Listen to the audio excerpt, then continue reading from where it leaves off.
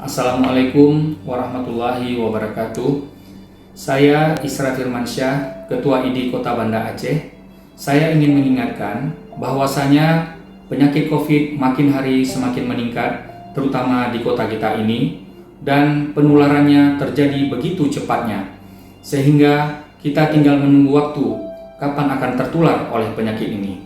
Yakinlah bahwasanya penyakit COVID ini memang nyata adanya. Hal ini terbukti dengan begitu banyaknya orang yang menderita penyakit ini. Apakah itu saudara-saudara kita, adik-adik kita, orang tua, bahkan mungkin anak kita yang tertular dan menderita penyakit ini, bahkan dapat menyebabkan kematian.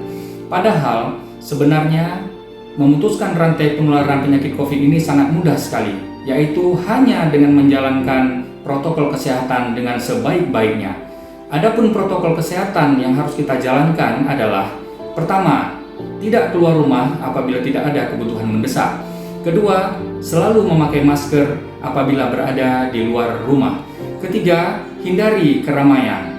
Keempat, jaga jarak 1 sampai dengan 1,5 meter apabila berdekatan dengan orang lain. Kelima, seringlah mencuci tangan dengan air mengalir.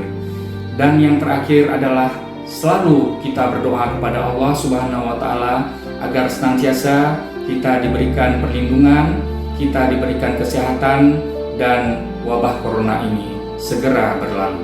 Assalamualaikum warahmatullahi wabarakatuh.